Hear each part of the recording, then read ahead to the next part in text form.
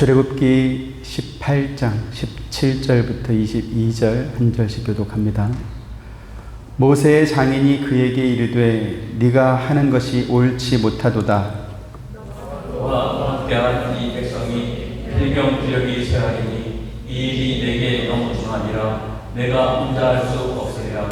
이제 내 말을 들으라. 내가 네게 방침을 가르치리니 하나님이 너와 함께 계실지로다. 너는 하나님 앞에서 그 백성을 위하여 그 사건들을 하나님께 가져오며 그들에게 율례와 법도를 가르쳐서 마땅히 갈 길과 할 일을 그들에게 보이고 너는 또 온 백성 가운데서 능력 있는 사람들 곧 하나님을 두려워하며 진실하며 불의한 이익을 미워하는 자를 살펴서 백성 위에 세워 천부장과 백부장과 50부장과 10부장을 삼아 그들이 때를 따라 백성들을 재판하게 하라. 큰 일은 모두 내게 가져갈 것이요 작은 일은 모두 그들이 스스로 재판할 것이니 그리하면 그들이 너와 함께 담당할 것인즉 일이 내게 지루리라. 아멘. 호렙산에 도착한 모세는 아침부터 저녁까지 재판을 받으러 온 이스라엘 백성들에게 하나님의 율례와 법도를 알려주고 또 재판하느라 잠시도 쉴 시간이 없었습니다. 13, 14절 보시죠. 이튿날 모세가 백성을 재판하느라고 앉아있고 백성은 아침부터 저녁까지 모세 곁에 서 있는지라. 모세의 장인 모세가 백성에게 행하는 모든 일을 보고 이르되 내가 이 백성에게 행하는 이 일이 어찌 되느냐. 어찌하여 내가 홀로 앉아있고 백성은 아침부터 저녁까지 내 곁에 서 있느냐. 네. 우리 가정에서 자녀들이 둘만 돼도 서로 의견이 맞지 않아서 다툴 때가 있는데 하물며 최소 200만에서 300만 민족이 함께 거주하는 곳에 어떻게 분쟁과 다툼이 없겠습니까? 비록 이스라엘 자손이 한 핏줄이라 하더라도 먹을 것과 마실 것이 넉넉하지 않고 또 거주의 환경이 불편함에서 나오는 크고 작은 불만들로 인해서 서로 간에 다툼이 있었던 것입니다. 애굽을 떠나온 이스라엘의 인구가 여자와 어린아이를 제외하고라도 장정만 60만 가량이다 이렇게 성경이 말씀했기 때문에 대단히 많은 사람들이 함께 살았음에도 불구하고 그들 가운데는 아직 성문화된 법이 없었습니다. 그래서 갈등의 상황이 생겼을 때 그 문제를 하나님 뜻대로 공정하게 판단해 줄 사람은 오직 모세 한 사람뿐이었던 것이지요. 15절 같이 봅니다. 시작. 모세가 그의 장인에게 대답하되 백성이 하나님께 물으려고 내게 옴이라. 여기 물으려고 라고 한 단어는 따르다 또는 찾다라는 의미로 이스라엘 백성들이 하나님의 뜻을 묻고 따르기 위해서 모세를 찾아왔다 이렇게 볼 수 있겠습니다. 이것은 이스라엘 자손들이 모세가 내린 그 판결이 곧 하나님의 뜻인 것을 인정하고 따랐다라는 것을 의미하는 것으로 이것은 하나님께서 모세에게 주셨던 말씀이 이루어진 것입니다. 출애굽기 4장 11절 12절 여호와께서 그에게 이르시되 누가 사람의 입을 지었느냐. 누가 말 못하는 자나 못 듣는 자나 눈 밝은 자나 맹인이 되게 하였느냐. 나 여호와가 아니냐. 이제 가라. 내가 내 입과 함께 있어서 할 말을 가르치리라. 네. 모세가 이스라엘 자손에게 율례와 법도를 가르치면서 재판했던 역할은 모세가 죽은 이후에는 사사들이 그 일을 담당했었고 그 후에는 선지자들이 또 그 일을 이어받았습니다. 그들은 하나님께서 그들에게 말씀하신 것을 백성들에게 전달하는 일을 했던 것이지요. 예레미야 21장 8절도 봅니다. 여호와께서 말씀하시기를 보라 내가 너희 앞에 생명의 길과 사망의 길을 두었노라. 너는 이 백성에게 전하라 하셨느니라 그랬습니다.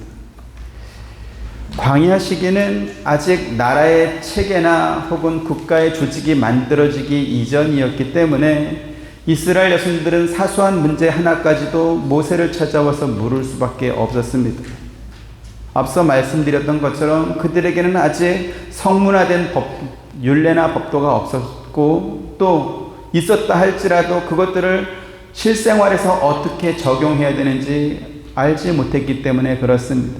16절 보시죠. 시작. 그들이 일이 있으면 내게로 오나니 내가 그 양쪽을 재판하여 하나님의 율례와 법도를 알게 하나이다. 이랬습니다. 이처럼 아침부터 저녁까지 혼자서 재판하는 것을 본 이드로는 모세뿐만 아니라 재판 순서를 기다리는 이스라엘 백성 역시 지치게 될 것이다. 이렇게 말했습니다. 17절 18절 모세의 장인이 그에게 이르되 네가 하는 것이 옳지 못하도다. 너와 함께한 이 백성이 일경 기력이 쇠하리니 이 일이 내게 너무 중하니라. 내가 혼자 할 수 없으리라. 네, 이드로가 지금 네가 하는 일이 옳지 못하도다 이렇게 말한 것은 모세가 하는 행위나 혹은 그의 어떤 재판이 윤리적으로나 법적으로 잘못됐다라는 말이 아니라 효율적이지 못하다라는 것을 지금 지적하는 것입니다. 기력이 쇠하리니 라고 했는데 이 말은 죽는다라는 말과 어원이 같습니다. 모세가 하나님 앞에 충성된 사람이었고 또 그의 성품이 세상에 그 누구보다 온유한 사람이었지만 그러나 그의 인품이 정당했다고 해서 그것이 곧 능률적인 것은 아니었다라는 것이지. 그래서 이드로는 모세가 지혜롭지 못한 방법으로 재판을 계속하고 있는 것이 모세 자신뿐만 아니라 이스라엘 백성에게도 유익하지 못하다라는 것을 지금 지적하고 있는 것입니다. 하나님께서 맡기신 일을 열심히 하는 것도 좋지만 그러나 지혜롭지 못하게 자기 몸을 혹사해가지고 건강을 잃거나 혹은 목숨을 잃게 되어서 그 일을 더 이상 할 수 없는 어떤 그러한 처지에 이르는 것은 옳지 못하다라는 것이죠. 그래서 이드로는 모세에게 그 문제를 해결할 수 있는 지혜로운 방법을 가르쳐주고 있습니다. 19절 같이 봅니다. 시작. 이제 내 말을 들으라. 내가 네게 방침을 가르치리니 하나님이 너와 함께 계실지로다. 너는 하나님 앞에서 그 백성을 위하여 그 사건들을 하나님께 가져오며. 여기 지금 방침을 가르치리니 라고 했는데 이것은 전쟁에 참전한 군대의 작전을 의미하는 단어입니다. 전쟁 상황에서 군부대의 지휘관과 참모들이 계획하는 작전은 그 전투의 승패뿐만 아니라 나가서 싸울 부대원 전체의 생사를 좌우할 수 있는 아주 중요한 계획이지요. 지금 이드로가 모세에게 가르쳐준 방침은 모세의 기력이 쇠하지 않도록 해서 그래서 모세뿐만 아니라 이스라엘 백성 모두의 생명을 구할 수 있는 그러한 지혜로운 방법이었던 것입니다. 그런데요, 지금 여기서 이드로가 모세에게 해준 첫 마디, 그 제일 먼저 해준 말이 대단히 놀랍습니다. 하나님이 너와 함께 계실지로다 이렇게 말한 것이죠. 지난 시간에도 말씀드렸지만 이드로가 모세를 찾아온 이유가 무엇이었습니까? 모세와 함께 하시는 하나님에 관한 이야기를 듣기 위해서 그것을 듣고 싶어서 모세를 찾아왔던 것입니다. 그래서 모세로부터 여호와께서 이스라엘을 위하여 바로와 애굽 사람에게 행하신 모든 일과 또 광야 길에서 그들이 당한 모든 고난과 여호와께서 그들을 구원하셨던 모든 일을 다 들었던 이드로는 기뻐하면서 여호와를 찬송하고 또 그 이름을 높였습니다. 그런데 하나님께서 함께 하시는 그 모세가 백성들의 송사 문제를 해결하기 위해서 아침부터 저녁까지 오직 재판에만 이렇게 매달려 있는 모습을 보면서는 그것이 옳지 않다 이렇게 느낀 것입니다. 모세가 자기 혼자서 모든 문제를 해결하려고 하는 이것은 하나님께서 모세를 통해서 자기 백성을 인도하려는 그 목적에 부합하지 않는다 이렇게 판단됐던 것입니다. 그래서 이드로는 모세에게 너는 하나님 앞에서 그 백성을 위하여 그 사건들을 하나님께 가져오며 이렇게 말했습니다. 모세가 하나님과 이스라엘 백성 사이의 중재자로서 가장 먼저 해야 될 일이 무엇인가? 그들의 분쟁 사건에 관해서 모세가 자의적으로 판단하고 가르쳐 주는 것이 아니고 하나님께 먼저 그 문제를 가져오라라는 것입니다. 그 다음에는 어떻게 해야 됩니까? 20절 같이 봅니다. 시작. 그들에게 율례와 법도를 가르쳐서 마땅히 갈 길과 할 일을 그들에게 보이고. 일반적으로 성경에서 율례는 종교법이나 제사법과 관련된 법입니다. 또 법도는 시민 생활에 관련된 법으로 이해되고 있습니다. 하지만 당시에는 아직 성문법이 제정되기 전이었습니다. 그래서 여기서 율례와 법도라고 한 것은 하나님의 말씀을 의미하는 것으로 그렇게 해석됩니다. 당시에 하나님 말씀을 정확하게 아는 사람은 모세 한 사람뿐이었습니다. 그래서 20절 말씀은 백성들 사이에 분쟁이 벌어져서 옳고 그름을 판단받기 위해서 백성들이 모세를 찾아오는 것에 대한 예방적 방법으로 지금 20절 말씀을 모세에게 해준 것입니다. 이런 예를 좀 드리죠. 우리 이제 학창 시절을 생각해 보면 학교에서 중간고사나 기말고사가 끝나고 나면 그 다음 수업 시간에 과목을 담당한 선생님, 시험 문제를 출제한 선생님이 시험지를 가지고 와서 그 문제에 대한 정답 혹은 풀이 과정 혹은 왜 그것이 정답이 되었는지 이것을 학생들에게 가르쳐 줍니다. 그랬을 때 학생들은 선생님의 설명을 들으면서 자기가 정답을 맞췄는지 혹은 자기가 쓴 답이 틀렸는지 그걸 확인할 수 있죠. 그런데요, 시험이 끝난 뒤에 아무리 정답을 확인해도 이미 제출한 학생의 성적은 바뀌지 않습니다. 왜 그렇습니까? 이미 선생님에게 제출한 그 시험지에 나온 몇 개를 맞췄느냐에 따라서 그 사람의 성적이 결정되기 때문에 그렇습니다. 그래서 시험이 끝난 다음에 정답을 맞춰보는 것도 중요하지만 그러나 그것보다 더 중요한 건 뭐죠? 시험을 보기 전에 선생님이 수업 시간에 어떠한 힌트를 주는지 혹은 어떤 내용을 강조하는지 그래서 이런 문제가 나오겠구나 미리 공부를 해서 그 시험지의 정답을 기록하는 것이 훨씬 더 중요한 것입니다. 선생님들이 대놓고 정답을 가르쳐 주지 못하지만 그러나 대부분의 선생님들은 수업에 집중하는 학생들이 좋은 성적을 받을 수 있도록 최대한 돕고 싶은 마음이 있기 때문에 그렇습니다. 더구나 요즘처럼 대학 입시에 내신 성적이 강조되는 요즘은 학생들의 성적이 높을수록 선생님의 실력이 함께 이렇게 검증되는 것으로 여겨지기 때문에 더욱더 선생님들은 수업 시간에 학생들이 시험을 잘 볼 수 있도록 그렇게 돕고 있습니다. 지금 이드로가 모세에게 가르쳐준 방법도 그와 같은 맥락이다 이렇게 볼 수 있겠습니다. 모세가 백성들에게 하나님의 말씀인 율례와 법도를 가르쳐서 그들이 마땅히 가야 할 길과 해야 할 일을 스스로 알아서 찾아갈 수 있도록 해주라는 것이죠. 그래서 모세는 중앙에서 백성들에게 율례와 법도를 가르치고 그리고 백성들이 가지고 온 구체적인 사건들, 소소한 그러한 사건들을 판별하는 것은 어떠한 기준에 따라서 그 재판을 담당할 직분자들을 따로 세워서 그들로 재판하게 하라 이렇게 말하는 것입니다.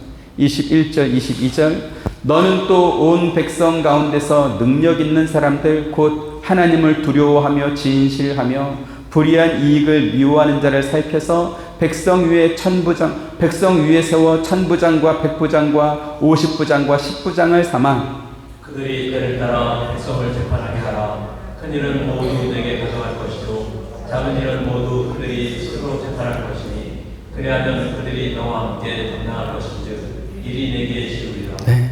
이처럼 소소한 분쟁은 10부장이나 50부장이 맡아서 해결하고 그거보다 좀 더 큰 분쟁은 100부장이나 1000부장이 해결하게 하고 중대한 사건만 모세가 담당하라라는 것입니다.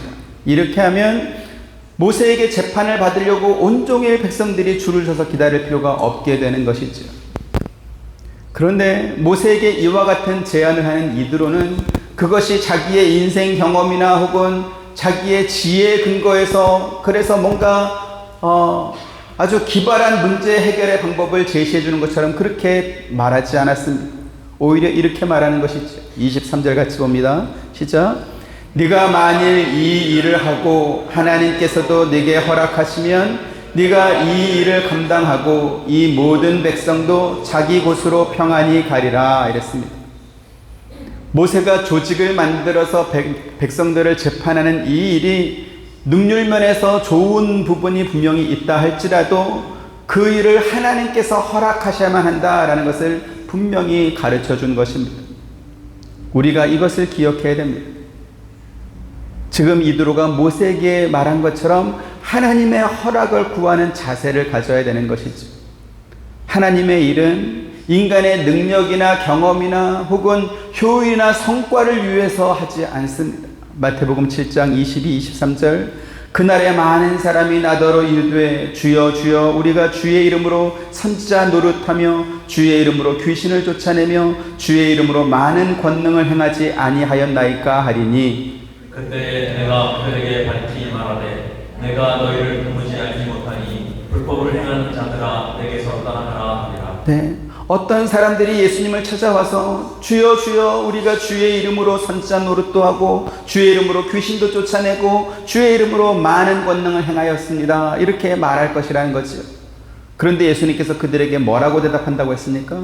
내가 너희를 도무지 알지 못하니 불법을 행하는 자들아 내게서 떠나가라 하리라. 왜 주의 이름으로 선지자 노릇도 하고 귀신도 쫓아내고 많은 권능도 행했는데 그들이 불법을 행하는 자가 되는 것일까요? 그것은 그들이 하나님의 뜻대로 그 일을 행한 것이 아니었기 때문에 그렇습니다. 그래서 앞에 7장 21절 같이 보시죠. 시작. 나더러 주여 주여 하는 자마다 다 천국에 들어갈 것이 아니요 다만 하늘에 계신 내 아버지의 뜻대로 행하는 자라야 들어가리라. 성과나 업적이 아니라 아버지의 뜻대로 행하는 것이 중요하다라는 것이죠. 그래서 이도로는 모세에게 하나님께서도 네게 허락하시면 네가 이 일을 감당하리라 이렇게 말했던 것입니다.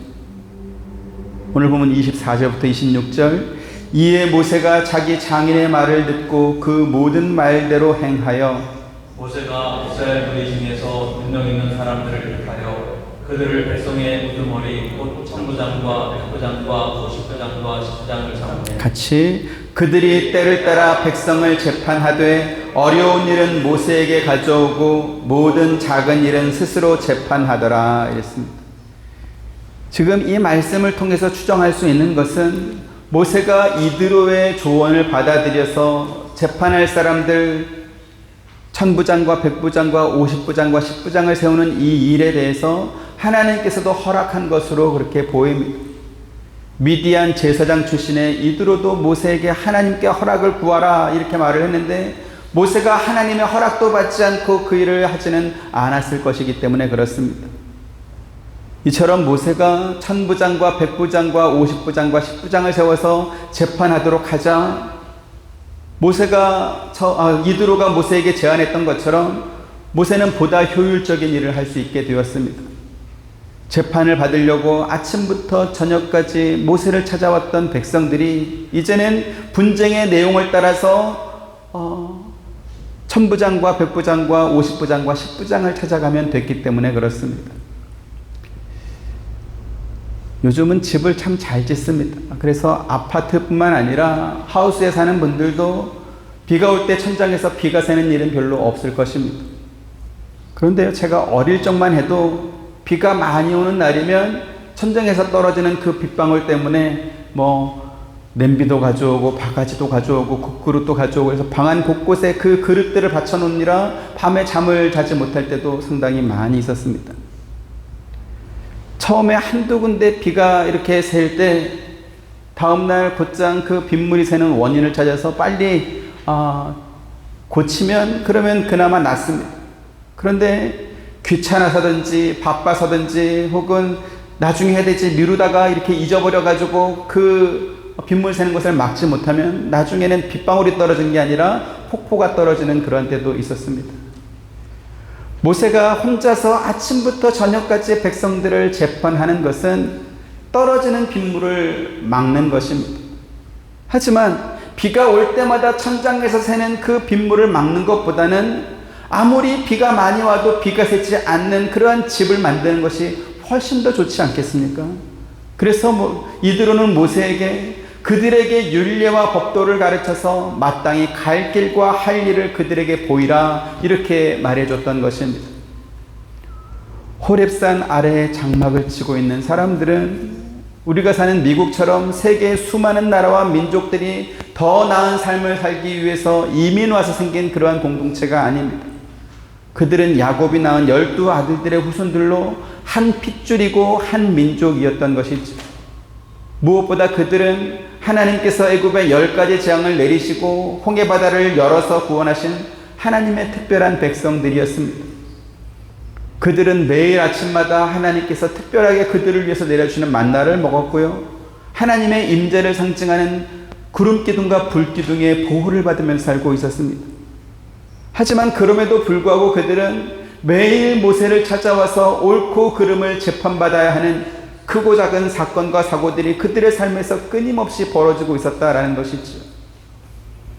그들이 하나님의 특별한 은혜와 보호를 받으며 살고 있었던 것과는 별개로 그들 서로 간에 송사해야 되는 그러한 사건들이 계속 있었다라는 것은 무엇을 의미합니까?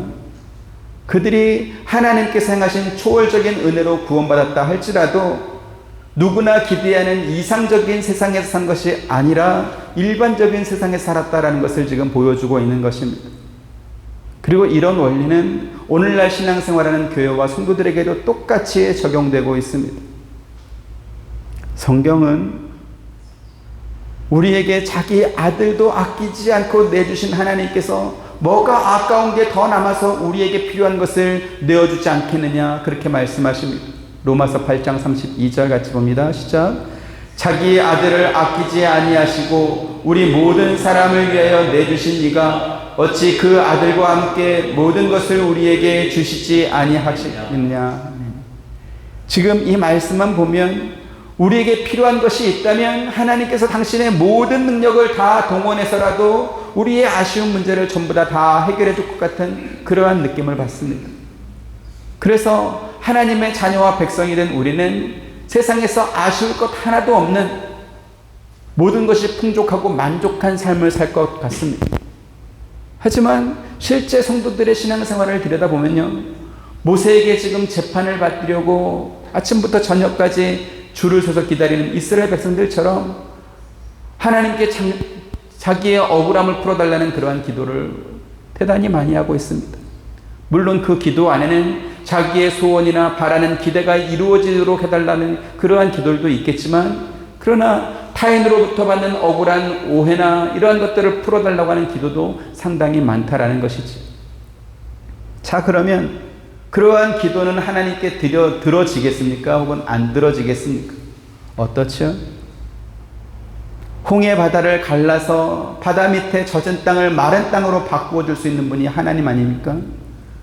그 정도 능력을 행할 수 있는 분이라고 한다면 우리가 하는 기도는 정말로 사소하다 못해서 그것보다 더 못해 보일 수도 있을 것입니다.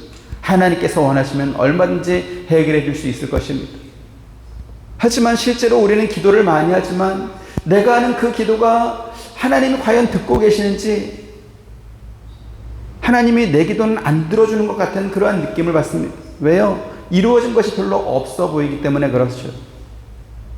그런 면에서 오늘 우리가 읽은 본문 말씀은 그와 같은 의문에 대해서 분명한 해답을 주고 있습니다.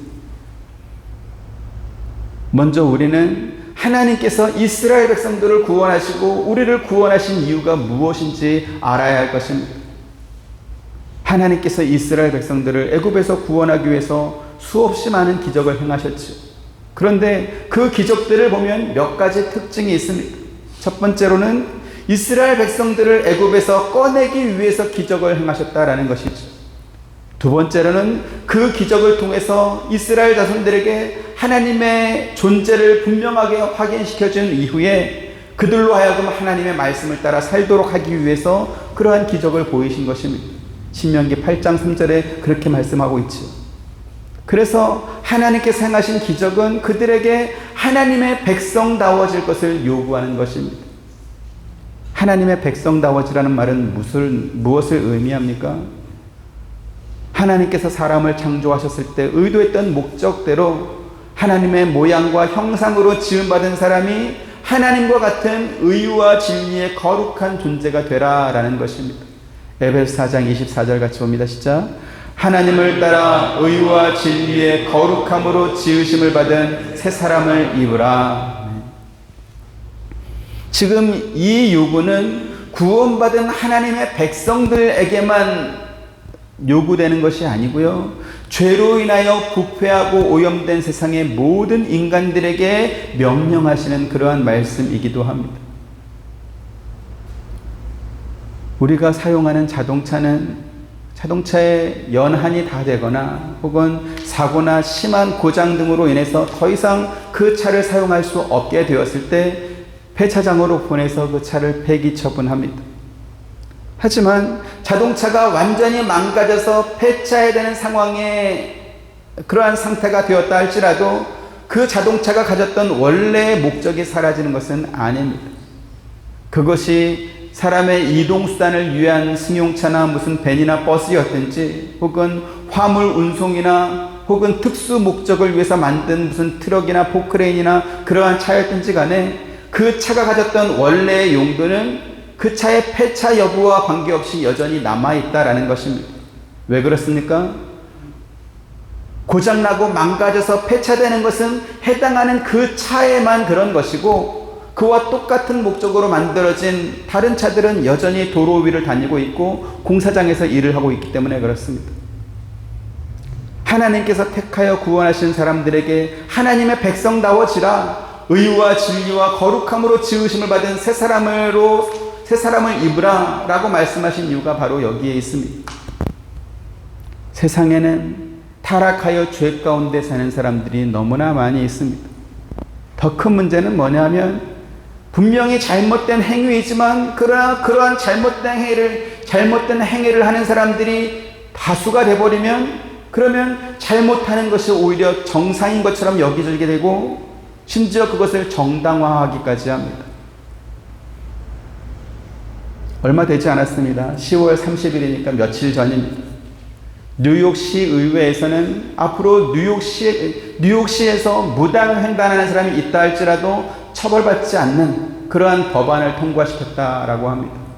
그래서 왜 무단횡단하는 것을 처벌하지 않느냐 이유를 이제 묻지 않았겠습니까? 2019년도에 무단횡단 단속한 것을 보니까 90%가 유색인종이었던 흑인이나 혹은 라틴계 사람들이 단속이 되었다라는 것이죠. 그러면서 공권력이 인종차별 수단처럼 그렇게 무단횡단하는 사람들을 단속하는 규정으로 사용되면 안 된다라는 것을 근거로 내세웠습니다. 무단횡단이 잘못한 것이지만 그러나 잡힌 사람들이 흑인이나 라틴계가 훨씬 많고 그것은 인종차별이니까 이제는 무단횡단은 잡지 않겠다. 무단횡단 괜찮다. 이렇게 이제 법을 만든 것입니다. 캘리포니아주는 2014년도에 주민투표를 통해서 건당 950불 미만의 상점 절도나 좀도둑질이나 혹은 마약범죄는 경범죄로 처벌한다는 그러한 법안을 또 통과시켰습니다. 그 법을 만든 이유가 뭐냐 봤더니 중범죄율을 낮추고 또 교도소에 수감된 재수자 수의 수를 줄여가지고 과밀화된 교도소 환경을 좋게 하기 위해서 그러한 법을 만든 것입니다. 그러니까 950불 미만의 죄인들도 잡아서 교도소에 집어넣으면 교도소가 포화 상태가 돼서 교도소에 있는 사람들의 어떤 생활 환경이 나빠지니까 그래서 그런 것들은 경범죄로 잡아 가두지 않고 중범죄자들만 교도소에 넣어서 교도소에 있는 사람들은 좀 편하게 좀 살고 또 캘리포니아 주의 범죄율을 낮추는 그러한 효과를 얻기 위해서 그러한 법을 통과시켰다는 것이죠. 근데 그렇게 만들고 나니까 캘리포니아 주에서는 늘어나는 강절도 사건으로 인해서 소상공인뿐만 아니라 홀푸드나 월그린 약국이나 월마트 같은 그러한 대형 매장들도 이제는 도시가 아닌 다른 곳으로 혹은 다른 주로 폐점하고 이제 옮겨가는 그러한 일들이 계속 속출하고 있습니다. 잘못된 행동이나 범죄를 눈 감아주고 처벌하지 않으면 그러면 범죄가 일어나지 않습니까? 그렇게 그런 범죄를 이렇게 지워버리면 범죄율이 낮아지는 것입니까? 오히려 죄범한 사람이 그에 합당한 처벌을 받고 그것이 교훈이 돼가지고 범죄에 대한 두려움과 경각심을 갖게 되는 그러한 사람들이 많이 사는 곳, 그곳이 훨씬 더 나은 세상 아니겠습니까? 그러나 그것보다 더 좋은 세상은 어떤 세상이죠? 인류 보편의 상식과 양심을 따라 사는 사람들이 자기의 의무와 책임을 다하면서도 힘없고 약한 사람을 자발적으로 도울 수 있는 그러한 세상이 훨씬 더 좋은 세상일 것입니다. 그러한 이상적인 세상이 과연 존재할까요? 그런데 성경에는 그러한 세상이 있었다라고 말한 바로 초대교회입니다. 사도행전 2장 44절부터 47절, 믿는 사람이 다 함께 있어 모든 물건을 서로 통용하고 또 재산과 소유를 팔아 각 사람의 필요를 따라 나눠주며 날마다 마음을 같이하여 성전에 모이기를 힘쓰고 집에서 떡을 떼며 기쁨과 순전한 마음으로 음식을 먹고 하나님을 찬미하며 또 온 백성에게 칭송을 받으니 주께서 구원받는 사람을 날마다 더하게 하시니라. 네, 하나님께서 광야 이스라엘 백성과 오늘날 교회와 성도들을 통해서 세상에 보여주려고 하셨던 그 모습이 바로 초대교회와 같은 그러한 모습이었습니다. 기독교 사회주의를 주장하는 사람들은 우리가 지금 읽은 사도행전 2장에 기록된 이 초대교회의 모습을 설명하면서 부자는 재산을 팔아서 가난한 사람들에게 나눠줘야 된다 이렇게 주장합니다. 그런데 지금 이 말씀은 기독교 사회주의자들이 말하는 것처럼 부자들에게 징벌적인 세금이나 혹은 강제적 재산 환수를 통해서 그래서 부를 다 끌어와서 그래서 가난한 사람들을 도와줘야 된다 그러한 말씀이 아닙니다. 왜 그렇습니까? 사도행전 어디에도 예수님의 제자들이나 사도들이 부자들에게 가난한 사람들을 도와줘야 되니까 너희 재산을 내놓아라 이렇게 말한 곳이 단 한 군데도 없습니다. 오히려 믿는 사람들이 자원하는 마음과 기쁨으로 자기 물건을 서로 나누어 쓰고 또 재산을 팔아서 가난한 사람들을 돕는, 그래서 세상 사람들과는 다른 삶의 모습을 살았다라는 것을 지금 성경이 말하는 것입니다. 초대교회 성도들은 하나님께서 그들을 죄에서 구원하여 하나님의 백성과 자녀로 삼으신 이유를 정확하게 알고 깨달았습니다. 그것이 무엇입니까? 창조주이신 하나님의 영광과 거룩하심이 자기들을 구원하신 그 은혜에서 멈추는 것이 아니고 그들을 통해서 하나님께서 사람을 창조하신, 사람을 만드신 그 뜻을 아직도 여전히 죄 가운데 살고 있는 그러한 사람들에게 비춰지길 원하신다는 것을 그들이 깨달았고 또 깨달은 대로 그들이 살아냈던 것입니다. 마태복음 5장 43절부터 48절 봅니다. 또 내 이웃을 사랑하고 내 원수를 미워하라 하였다는 것을 너희가 들었으나 나는 너에게 이르노니 너희 원수를 사랑하며 너희를 박해하는 자를 위하여 기도하라. 이같이 한즉 하늘에 계신 너희 아버지의 아들이 되리니 이는 하나님이 그 해를 악인과 선인에게 비추시며 비를 의로운 자와 불의한 자에게 내려주심이라. 너희가 너희를 사랑하는 자를 사랑하면 무슨 상이 있으리요? 세리도 이같이 아니하느냐? 또 너희가 너희 형제에게만 무난하면 남보다 더하는 것이 무엇이냐? 이방인들도 이같이 아니하느냐? 그러므로 하늘에 계신 너희 아버지의 온전하심과 같이 너희도 온전하라. 아멘. 하나님께서 우리에게 원하시는 것이 무엇입니까? 48절의 말씀과 같이 우리가 하나님의 온전하심을 닮는 것입니다. 그러면 우리가 하나님의 온전하심을 어떻게 닮을 수 있을까요? 하나님께서 당신의 모양과 형상대로 사람을 지으셨기 때문에 우리도 하나님의 온전하심을 닮아갈 수 있습니다. 그럼 우리는 하나님의 온전하심을 어디에서 배우고 어떻게 닮아갈 수 있을까요? 예수님께서는 우리의 원수들과 우리를 박해하는 자들을 사랑함으로 닮아가라 이렇게 말씀하고 있습니다. 이것이 바로 하나님께서 사람을 창조하실 때 가졌던 그 최초의 목적과 의도였다라는 것이죠. 그러한 맥락에서 오늘 본문을 다시 보시면 모세는 아침부터 저녁까지 홀로 재판정에 앉아서 백성들이 가져온 그 문제들의 시시비비를 가려주느라 기력이 쇠진해 가고 있었습니다. 그 모습은 외부에서 온 이두로가 봐도 한눈에 알 수 있을 만큼 분명히 고되고 힘든 일이었습니다. 지금 모세를 찾아와서 재판을 받는 사람들은 불구대천지 원수들이거나 혹은 그들을 박해하던 애굽 사람이나 아말렉 족속이 아니었습니다. 한 핏줄인 아브라함에게서 난 형제 자매였고 홍해 바다에서 함께 세례를 받고 매일 아침 만나의 떡을 먹은, 그래서 하나님의 구원 역사에 함께 포함된 사람들이었습니다. 하지만 한 형제와 자매와 같은 사람들도 사소한 갈등 하나조차도 서로 해결하지 못해서 그래서 모세를 찾아와서 해결을 받아야 하는 그러한 지경까지 오게 된 것이지. 우리가 살면서 수많은 갈등과 또 다툼을 경험하고 있지만 만약에 재판을 통해서 그 다툼을 해결받아야 되는 그러한 지경까지 왔다면, 그럼 이제 그 재판이 끝난다면은 서로에게 무슨 말 하겠습니까? 야, 이제 끝났다. 다시는 우리 보지 말자. 이렇게 되지 않겠습니까? 그런데 그렇게 끝나는 결과는 죄범한 사람들이 사는 세상에서는 당연하게 여겨지는 그러한 모습일지 모르겠지만, 그러나 그것이 하나님께서 사람을 창조하신 목적은 아니다라는 것입니다. 우리가 읽은 말씀과 같이 하나님이 그 해를 악인과 선인에게 비추시며 비를 의로운 자와 불의한 자에게 내려주심과 같이 하나님의 자녀가 된 너희도 그렇게 살라, 그렇게 말씀하고 있습니다. 내 소유, 내 권리, 내 주장, 내 자존심, 나의 옳음과 나의 정당함을 증명받기 위해서 모세를 찾아와서 하나님의 뜻을 묻는 것은 아직 어린아이의 신앙이다라는 것입니다.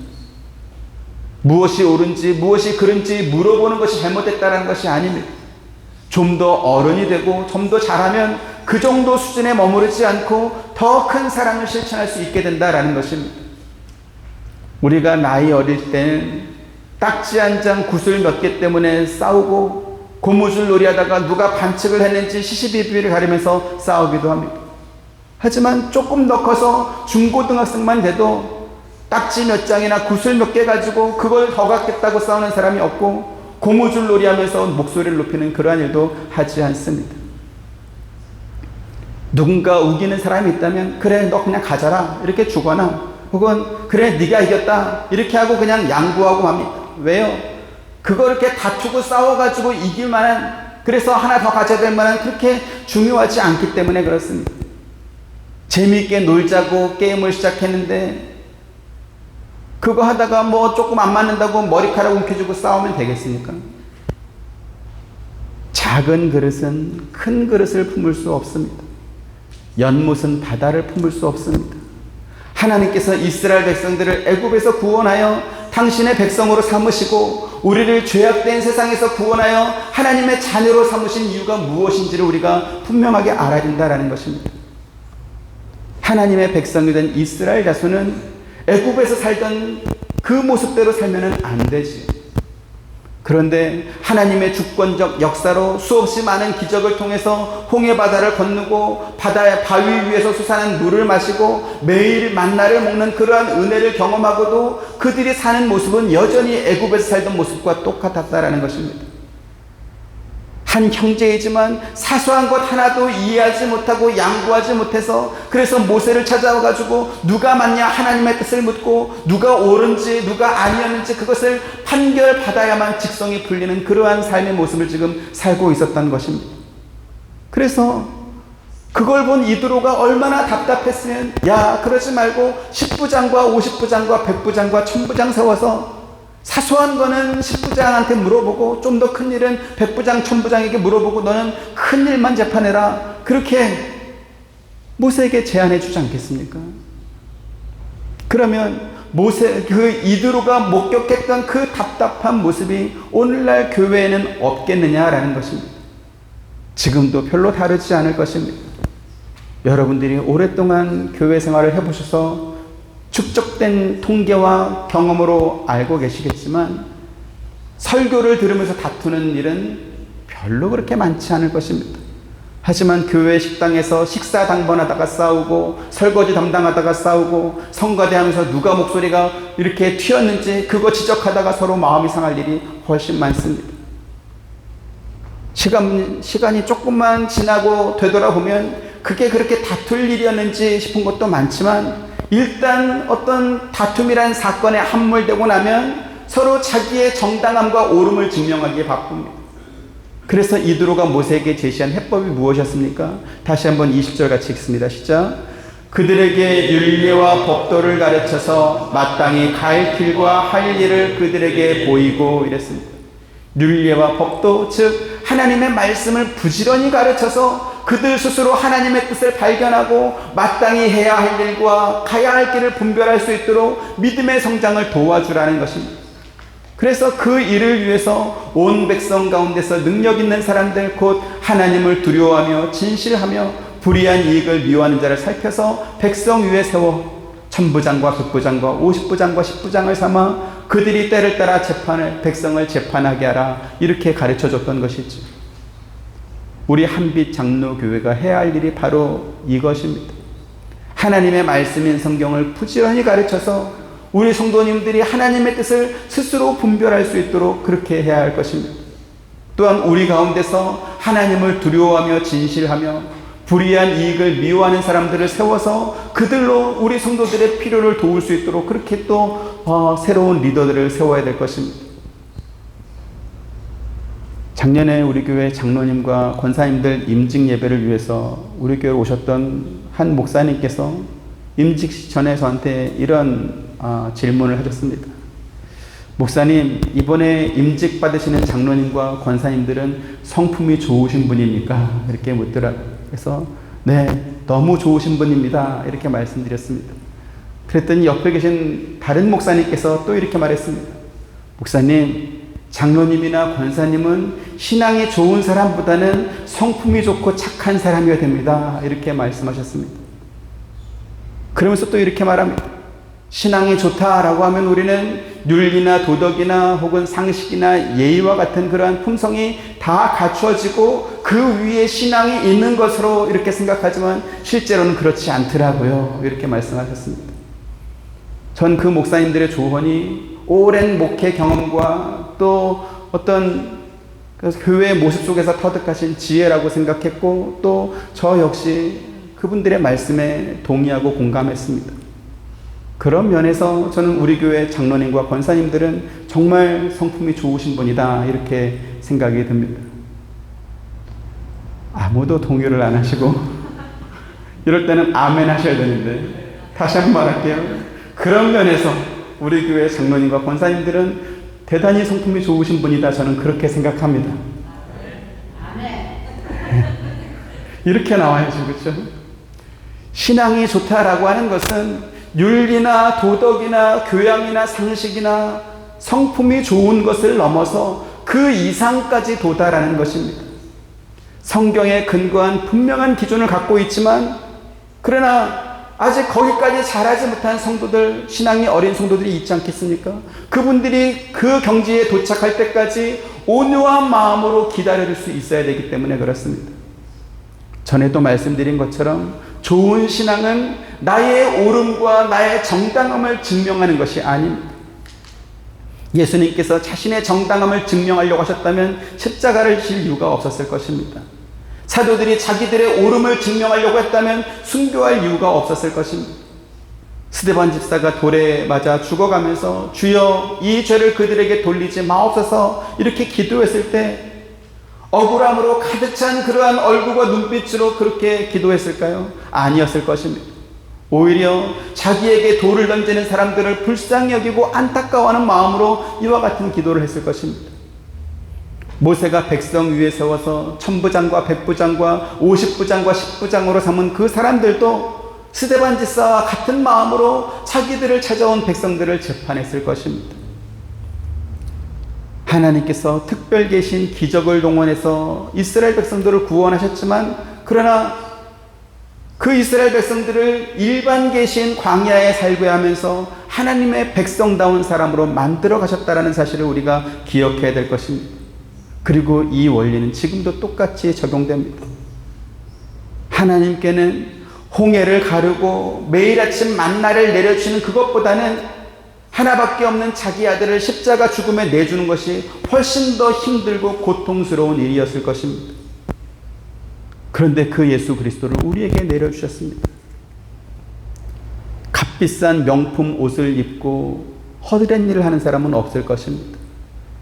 김치를 담은 도시락을 명품 가방에 넣고 가는 사람도 없을 것입니다. 값비싼 것일수록 소중하게 보관하고 그 명품이 어울릴 만한 곳에 그 옷을 입고 그 가방을 메고 가지 않겠습니까?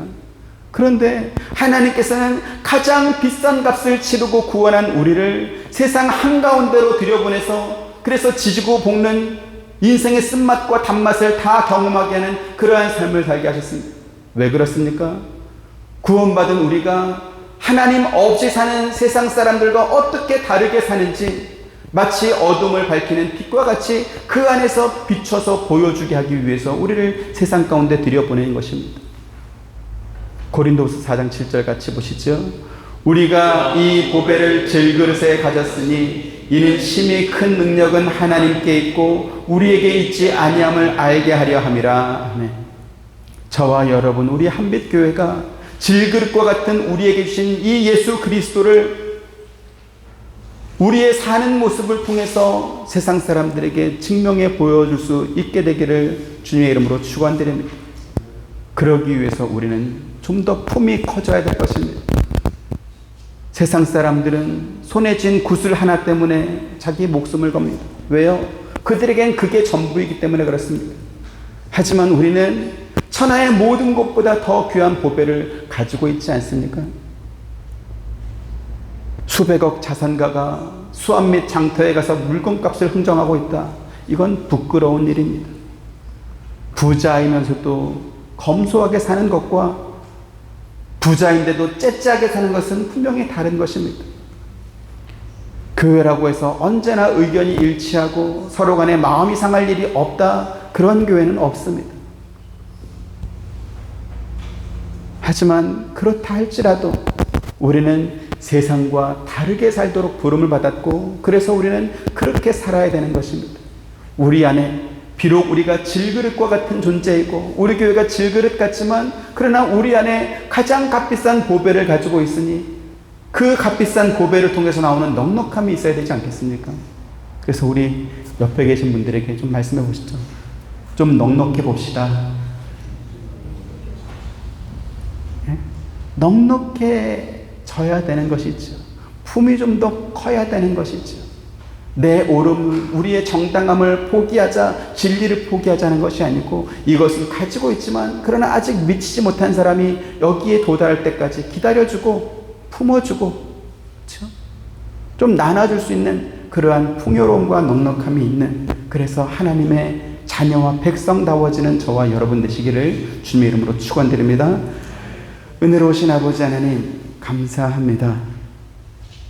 하나님의 그 많은 기적을 보고 매일 만나를 먹으면서도 이스라엘 백성들은 사소한 것 하나까지도 양보하지 못해서, 그래서 모세를 찾아와 하나님의 뜻을 구하고 누가 옳은지 틀렸는지 판별받는 그러한 일들을 매일 하고 있었습니다. 그것은 하나님께서 사람을 창조하신 목적도 아니고 그들을 구원한 목적도 아니었습니다. 오늘 우리가 성경을 통해서 그와 같은 진리를 배워봅니다. 죄로 가득한 우리를 하나님께서 구원하셨고 하나님의 자녀와 백성을 삼으시고 질그릇과 같은 우리에게 가장 값비싼 보배인 예수 그리스도를 허락하여 주셨사오니, 이제는 우리가 보배를 가진 자와 같이 좀 더 넉넉해지고 좀 더 풍성해진, 그래서 다른 사람에게 여유를 보일 수 있는 그러한 삶을 살 수 있도록 은혜를 더하여 주옵소서. 예수님의 이름으로 기도드립니다. 아멘. 지금은 우리 주 예수 그리스도의 은혜와 하나님의 크신 사랑과 보혜사 성령님의 감화감동 교통하심이 주의 말씀을 듣고 말씀을 따라 살아가길 원하는 사랑하는 모든 성도님들의 머리 위에와 가정과 생업과 하시는 모든 일들 가운데 지금부터 영원토록 함께 있기를 축원하옵나이다. 아멘.